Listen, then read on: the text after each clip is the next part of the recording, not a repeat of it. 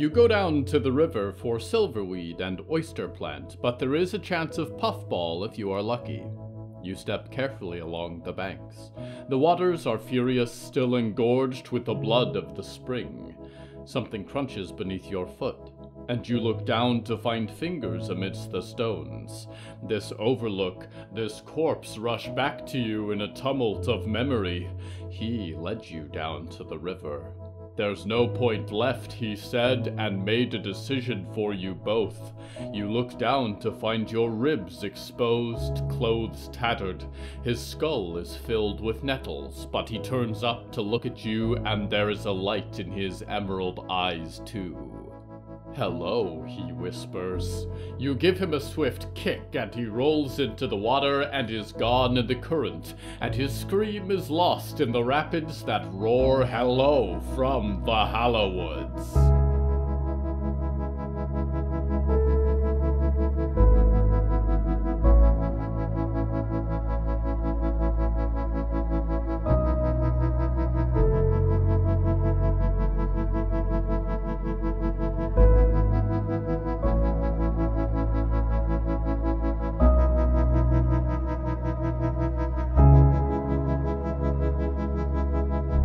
Right now, I'm sitting in a hot spring, although my immaterial eyes benefit from neither warmth nor mineral. Beyond the steaming pools, there is a little cabin, once a home for a groundskeeper, now a refuge for runaway lovers. Waters born of the eternal mountain peaks gather here and pour into what is left of the world. The theme of tonight's episode is rivers.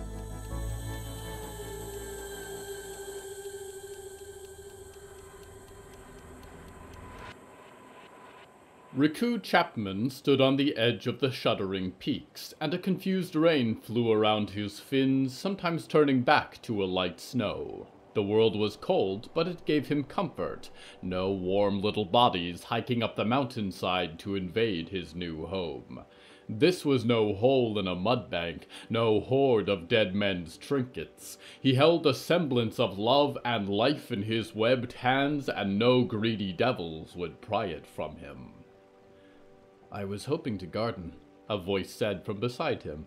He turned to find a man he loved, although most would have only noticed a faint gap in the sleet.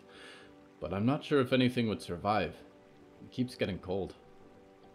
"There are not enough plants on the mountain for your liking," Ricou said. "I don't want to grow pine trees or frozen vines," Nolan said. "Vegetables. Flowers. I always wanted to have a garden. I've been reading those books on landscaping." "Perhaps it will grow warmer next month," Ricou said, stretching his arms and the fins that ran over his back, blinking with all his eyelids. The snowflakes melted against his scales. "You should be wearing clothes in this weather." "Clothes are uncomfortable," said Nolan. "Somehow I feel more vulnerable with them on." "Because others can see you that way." Nolan nodded.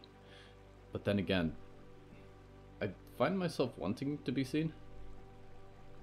"You should not," Ricou said, looking at the forest below. You could barely see the trees from these heights, like a black lake that stretched to the ends of the earth, deep and unfriendly waters. "You are beautiful, unique among creatures. You should be proud to be so different from them." "So should you, but that's not what I meant," Nolan said. Ricou stretched out a hand for him, but Nolan stood thoughtfully out of reach.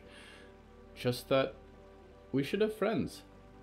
I thought we were unique and different, and we are, but that night when we went down to that house to say goodbye to your friend or avenge him, there were so many people there. They were different, too." "Different does not mean kind," Ricou said, spines raising. "Unique does not mean they understand. If you want ugly friends, we could go back to the resting place." "I did see one or two familiar faces," Nolan admitted, "out of an entire crowd. All I'm trying to say is I think we could find others like us, if we didn't live so far away.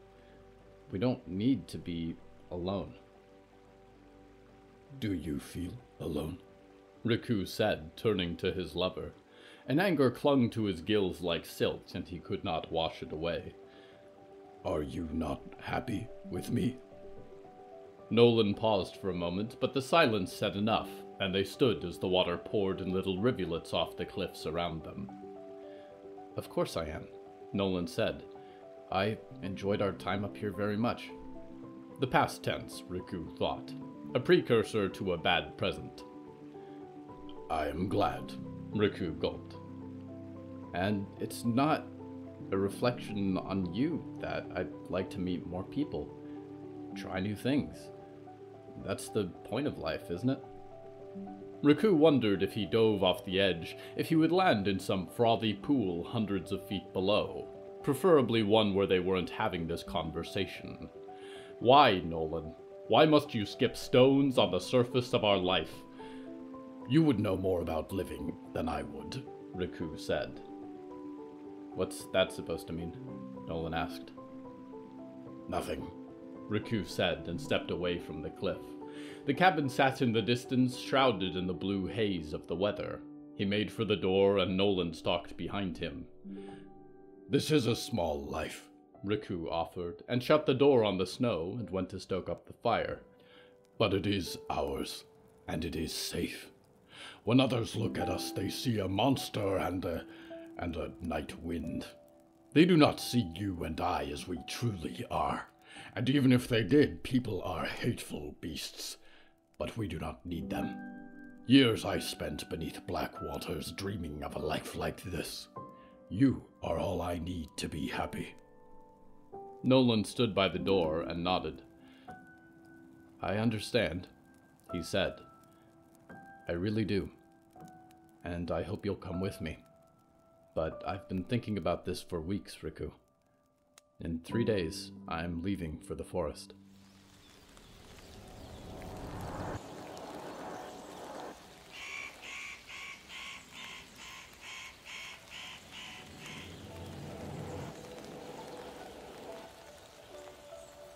Summer has arrived in the Hallowoods, and the chill hand of spring gives way to a gentler embrace.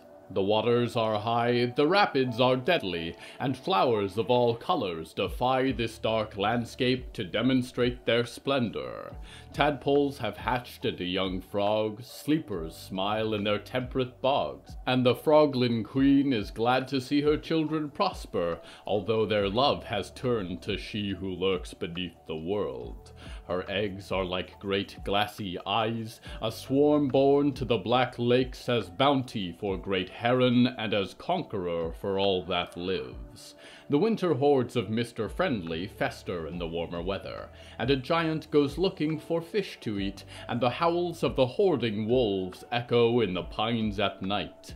The only great change from the summers before, perhaps, is that there is no more fiddle or cello to fill the trees at night.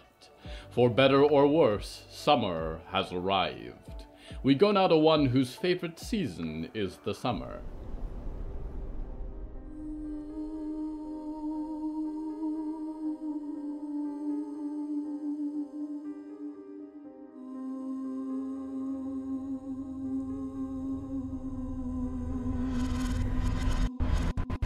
Zelda Duckworth sat in an uncomfortable wooden chair.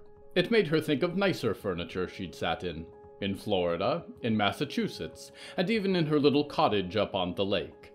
All of those homes were beneath the water now, she thought. Furniture for fishes, and they have no need of chairs. First order of business, Byrne said, and straightened her papers on the table. Roll call. Name and rank. And a fun fact about yourself, Violet added. Byrne, Torchbearer Scout. My favorite candy is licorice. You used that one last time, Violet said. Violet, Torchbearer Scout, and I speak 5 languages. Virgil, Trailblazer Scout, a silver-haired man said. Zelda wished she had some scissors so she could cut off his ponytail. I collect leaves, seeds, that sort of thing. I can identify most plants in Ontario by sight. Jonah, a fishing scout, Zelda's boy said, trying to make his beard presentable. I've got a good sense for when people are lying. It's your turn, Hector, Zelda said. The man sitting beside her son looked like he'd rather be in a Pensacola parking lot at noon in the summer. Hector Mendoza, he said. Not a Scoutpost, anything. I've tried rattlesnake before. It tastes kind of like fish, or any other kind of snake. Zelda, scrapbooker scout, she said, finishing the circle. I have the world's best recipe for marshmallow salad. Scrapbooker is not a rank of scout, Burns said, but attendance is recorded. The purpose of this meeting is to address the major issues facing Scoutpost 1. Is there a Scoutpost 2? Hector said. Please save questions for the questions section, Burns said. We've tried several times, Violet whispered. It never lasts long. Announcements, Burns said, and held her yellow hat to her chest for a moment. Today we observe Pensive Day in honor of Walter Pensive. He was a good friend, and also a big help in getting the Scoutpost set up. All these drawings on the walls with wildlife, those are his. He helped us learn about him, not just fight him. And the Trailblazers sure are grateful, Virgil said. We'll miss that old coot. Al is starting school today, Zelda said, and punched Jonah in the shoulder. And my son found a nice man to be with. I thought he never would. He was always so shy. That's my announcements. Jonah blushed, and Hector looked at the ceiling as if there were more than rafters up there. Summer solstice is in just a few days, Violet said. We'll have a big bonfire and the usual festivities. It's too bad Riot and Diggory and the rest won't be here for that. Which is issue 1, Burns said. At 2 in the morning today, Diggory Graves, Percy Reed, Riot Maidstone, and Olivier Song left the Scoutpost. We do not know if they'll be back. We also sent them off with a big part of our fuel supply. And what possessed you to do that? Virgil said, taking the pencil out of his mouth. We'll buy more at the next market visit, Violet said. We can get by until then. They've got a long way to go. Travel's difficult enough for adults, Hector said. From her chair, Zelda could see that his German shepherds lay on either side of his seat. The one with the white eyes stared at her, and she raised her eyebrows at it. Let alone a bunch of kids who've never seen a highway in their life. Not only that, Burns said, but we're also down Diggory, and there's only 3 of the other Mendes that we can rely on in a pinch. Which 3? Jonah said. Mendes? Zelda said, turning her attention back to the table. That'd be all the folks with the embroidery holding them together, Virgil sighed. I wasn't going to say anything, Zelda said. We are also down Olivier, who is hard to talk with at times, but also made some things very easy, Violet said. And Percy. Percy's a nice boy, Zelda said, leaning up on the table edge. He helped me escape from Solomon's basement, and Al looks up to him, I think. And Riot is gone, which means if Botco is keeping eyes on her, they may not be watching us now, Byrne continued. For her sake, we should hope they are, Violet said. Do we know for sure if we've been under surveillance? Virgil said. None of my scouts have reported even a buzz on the wind. She was there, Violet said. Lady Ethel Mallory herself, on a little screen in that empty bunker, waiting for us. It would surprise me if they let us slip away from there without a trace. We'll be all right, Virgil said. We did fine before all these ghosts and dead people and problem children showed up. Might even be more peaceful with them gone. Hector and Jonah exchanged glances, and it did not escape Zelda's eye. Issue 2, Burns said. Rivers are swollen, and there are a lot more froglins around. Attacks have increased in frequency in the last 2 weeks. Webuquois is having the same issue. And the frogs took our antenna down on purpose. They successfully broke our eastward gates. We could try to negotiate, Violet said. I don't want to put any holes in that, Jonah said, but when they dragged me across the beach and fed me to a big old fish, they didn't seem too keen on negotiating. They've got a language of some kind, but I think you'd be hard-pressed to learn it, Hector added, and put his hands behind his head. Maybe we should get the combat scouts together, Virgil said. Make an example. The instrumentalists kept them scared away. Maybe now we do the scaring. Hector snorted. Or like a decoy, Zelda said. When you have mice, you get a fake owl to sit there. The mice see it and think, oh no, Mr. Owl, I don't want you to eat me. I'll show myself out. I had fake flamingos, but I'm not sure what's scared of those. What are Froggins scared of? Sounds like it was this instrumentalist, Hector said. And that meant, what, an orchestra, from what I gather? Could you get one of those kids you've got here and a violin to do the same thing? Virgil frowned and raised his eyebrows. That might be worth a shot. Let's try that before we escalate things, Burns said. At least 2 of the McGohans play instruments. Issue 3. This morning we picked up a distress call. There's a settlement called Fort Freedom. They say they're on the verge of being overrun by froglins. Have you heard of them before? Jonah said. No, Burns said. They're not First Nations, but we may be able to help each other. There was a knock on the door and a woman poked her head in. Zelda recognized her from the school. Miss Duckworth, she said, can I borrow you for a minute? Al is in trouble.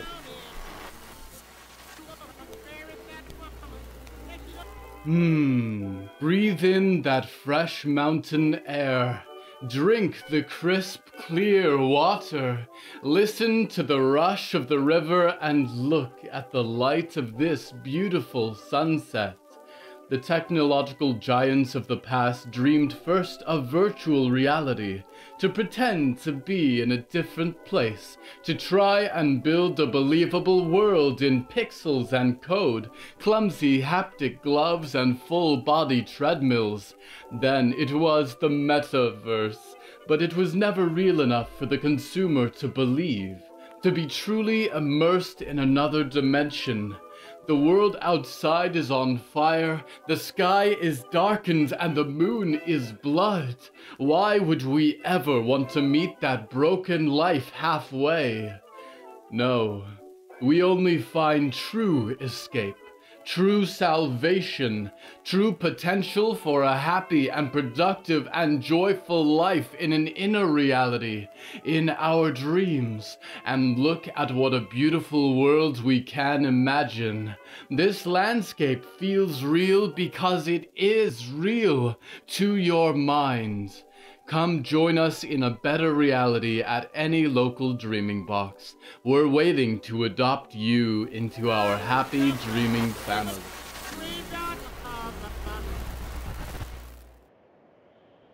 If only it was that easy, dear dreamer. If only you could be spirited away to a better world, a second chance, a planet free of the scars you have given it. If only. But whether you sleep to ignore it or are awake to witness its last breath, there is no escape from the reality you have shaped, and the survivors in the lonesome pines and the dreamers in their wishful slumber will all meet the same end together. We return now to Zelda Duckworth.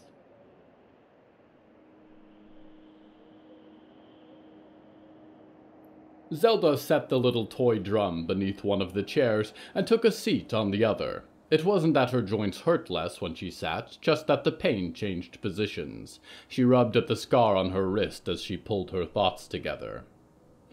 "Al?" she said. The wind whispered in the trees, far away from the top of the ramparts. "We're not leaving until I hear you talk about what happened." There was no light, no movement from the drum. Zelda sat back in the chair, looking off at the afternoon sun, and closed her eyes. "Even if we miss story time." "Not story time," Al whispered, and she glanced over to find the skinless shade hovering over the chair. Sitting naturally was difficult for him, but he was working on it, like a reflection hanging in the air. "That's for you to decide," Zelda said. "You already know what happened," Al said, and turned his lidless eyes to glare at the forest. "They already told you." "I want to hear it from you," Zelda said. Al was quiet for a moment. Up here on the wall, the noise of the Scoutpost was just a low hum, but that darn kid was still screaming in the distance. "I was just trying to make friends," Al said. "That's all. You go to school to make friends. That's how they all do it." "Who all do it?" "The kids in stories." Al kicked his feet in the air. "But they weren't being too friendly, were they?" "Nope." Al said, shining brighter. His slight figure buzzed in the air like static electricity, and a flock of ravens took off in the distance. I tried to be real bright in class so they could all see me, but they'd act like they didn't, or stare at me like I was some kind of weird animal. And then what happened? Miss Blum put my drum outside for recess, but no one would talk to me still. They were playing soccer. It's been ages since I played that, but they kept kicking the ball through me. Right, Zelda said. Al bristled with light and his eyes had become black like olives. A girl screamed and said I was scary, and then this kid named Cole said if I wanted to play I could, and he kicked my drum. I'll polish that dendrite out, don't you worry about that, Zelda said. And then? Al looked at the ground, his eyes changing back to a lighter nature. So then I got scary as I could, and I said I was going to take his skin. Well, I can see why he's been bawling for half an hour, Zelda said, sitting up. The cries from below had finally stopped. He didn't kick my drum again, Al offered. Al, I've taken it on myself to try and parent you, Zelda said, but it's been a long time since little Jonah. I think I'm supposed to say, that was inappropriate, or we solve our problems with words. But if he touches your drum again without your permission, you kick his ass. Al looked up with wide eyes. Am I in trouble? A little, Zelda said, but it's not trouble from me. It's your trouble. She poked him in the chest. This is going to be something we work on, all right? These kids are scared of you because they don't know you yet. And if they did, I bet they'd love to play soccer with you. Yeah, Al sighed. But they don't want to know me. Give it a little time, Zelda said. I want you to stick up for yourself, but fighting in class isn't going to win you friends either. What if I never get any friends at all? Al said, stepping up to Mock walking on the wall's edge, wobbling back and forth. Impossible, Zelda said, unless you close yourself off to the idea. Listen, these Scoutpost kids don't know a duck from a pelican. Be kind. Be there. And be open to new friends when they show up, because they will. Al fell off the side of the Scoutpost suddenly, and Zelda started up out of the chair on instinct. His head rose up from the edge a few moments later, and he put his chin on the wall. I'll try my best, he said.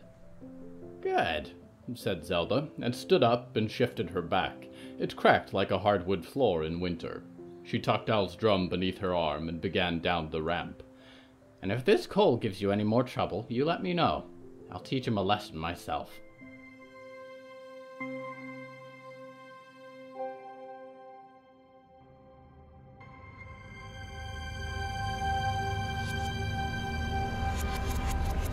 Not all life comes from water, but you have some difficulty conceptualizing that. Beings born of starlight and darkness, of storm and sight, of emptiness and the void of death itself. Life, though, is like water, carried by clouds of chance and fate into the heights of rocky planets like mountains. It gathers against the peaks and collects in great glaciers and reservoirs, and bleeds in time across your world, pouring down over midnight cliffs and waterfalls of extinction, and finally, at the climax of its journey, returns to the ocean of stars. In the light of this torrential path, these streams of souls and fire, who can blame the parasites from dipping their heads to drink, the industry for building their dams and mills? Not I, dreamer. I sit and watch the path of the water. Its most beautiful moment is when it meets the sea. We go now to one surrounded by water.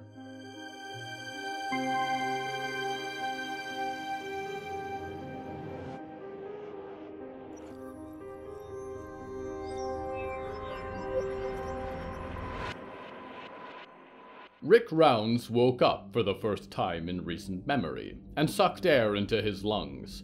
The world shook and spun as if viewed from a tire swing. Eventually it found a murky stability, bubbling up around him like bog water. Cold sweat poured from his forehead, drove sharp ice into his skull. "Buck," he called. "Buck, I need help." Think, Rick. You're not drowning. You're in bed. What the hell is going on? Where the hell are you? The door was open, flapping in a chill wind. "Overdue," the word carved on it said. "Overdue," croaked the hinges. Right. The events of the last few weeks flooded his memory. There was no Buck, not anymore. No Fort Freedom either. He was in the stinking Overdue house with their old books and piles of ash, and there was another great tremble in the earth and a thud from somewhere outside the cabin. Dust stirred up from the floor. Rick got out of bed and collapsed immediately, betrayed by his own legs. He rose with a face full of ashes. "Damn it," he choked, coughing hard. The spittle that left his lungs was thick and black. He touched his lips and felt something sharp and stumbled back into the stove. That's wrong, he thought. I remember losing this hand. The metal monster machine had stolen it. The devil's engine had cut it off. But from the stump of his arm, a few sharp black points pierced the bandages jutting from his arm like twigs. "It's all right, Rick," he gasped. "It's a fever. It ain't real. You've had fevers before now. No little cold's gonna keep Rick Rounds down." No fever, though, was as loud as the shrieking laughter from outside. It rattled the metal roof. "The hell is that?" he hissed and glanced around. The growth on his hand would not disappear, and all the darkness around him bled together to defy the burning world outside. Maybe it had happened, and all of his sins had come back to consume him. This was the devil's payback. He was in hell. There was no gun to be found, but a moldering fire axe from beside the furnace would do the trick. He grabbed it was off balance in his remaining hand, and charged out of the cabin into the trees. "Listen here now," he started to say, and screamed. The sun was blinding in his good eye, and the bad one was giving him all the wrong pictures. It was the pike, 15 feet long at least, a mess of fins and teeth and a big ugly eye staring at him. It was floating in the air, shining green like the sun, and then with a crunch it broke in half. It was being held at both ends, he realized, by something bigger and hungrier. "You're not real!" Rick shouted. "You ain't really here!" He swung his axe in the air, a warning to those awful little eyes which were turning to look at him. "I feel real," it said, pieces of broken fin caught in its teeth. "No!" Rick shouted and grew lightheaded all of a sudden. It was the sun, filling his head like water, and he fell against the stones of the shore. He wasn't sure where the axe had gone, and he held his hands against his head, and sobbed as he felt the points of his barbed stump. He scraped his arm against the rock. Get off, get off, get off! The earth shook, and a foot with toenails like shingles flew towards him, coming to rest far too close to his face. Wet pieces of pike rained down around him. "Rick?" the creature said. "Is that you?" "Rick Rounds," Rick whispered. "Get it right. Rick Rounds. Get away from me." "I don't remember you being so small," the fiend said. "Is this how I looked to you when I was small? Maybe now you need the swimming lesson." There was a huge finger jabbing him in the back. It was real. Rick screamed, scrabbling against the rocks. "You told me all you need to do is kick," the voice said, and with a flip of its huge talon, Rick skidded lower towards the water, scattering stones around him.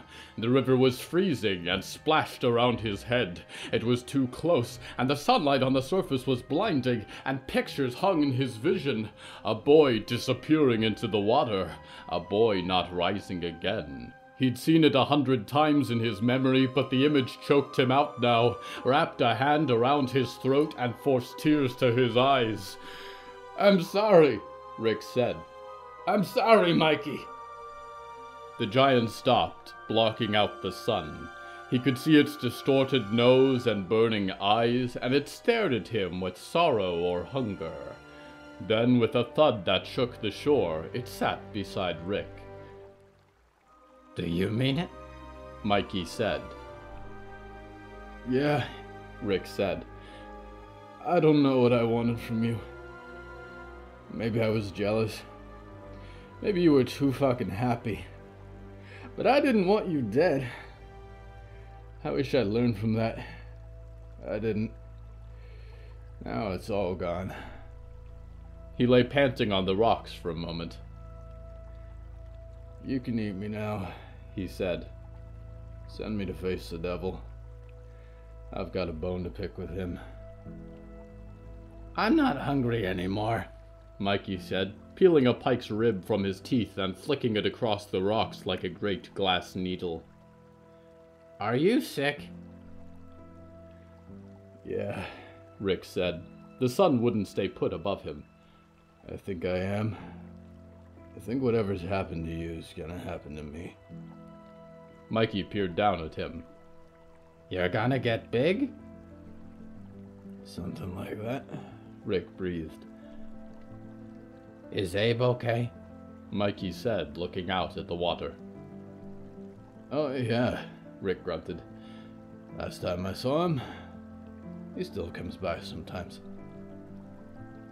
I miss him, Mikey said. I know the feeling, said Rick. Are there any books in your little house? Mikey said, rising like the earth at the end of days. Plenty, Rick said. I thought you couldn't read. I've been practicing, Mikey said. I'll read to you until you feel better. Mikey stomped out of his view, and Rick coughed again and spat into the lake. He held up his stump to block the sun. The bandages were slipping, and black skin clung to his forearm like lichen, prongs growing out like bones.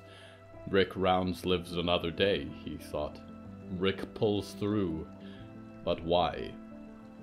Maybe things can be different, he thought, if I survive this. Or maybe I'll go to meet the devil head on. Go take his fancy little umbrella and set the world on fire. There was a catastrophic thud, and Mikey sat down again on the beach. These books look tricky, he said, but I'll do my best. Rick sighed and pulled his head away from the water, rested it against a stone. Are you tired, Rick? Mikey said. Tired as a dog, Rick said. It's okay if you fall asleep, Mikey said, and opened a book, held it between his massive hands. He'd always liked his books, Rick thought. Chapter 1, Mikey said. On the premise of life after death.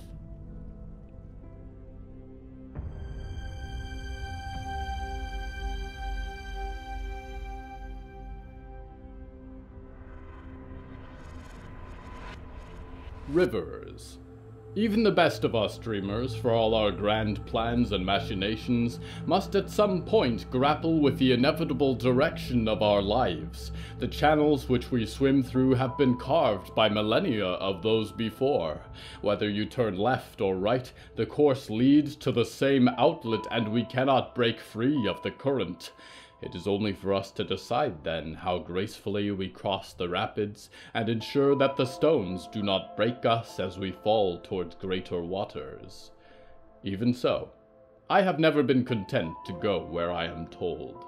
I hope even now that with these words and my torrential eyes, I might yet fly against these aeons-old channels, and form in this universe a new delta, and at least slow what we cannot stop.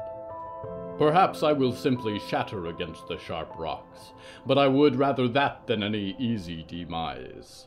Until the water flows against the world and into the sky, I am your loyal host, Nickignick, waiting fluvially for your return to the Hallowoods.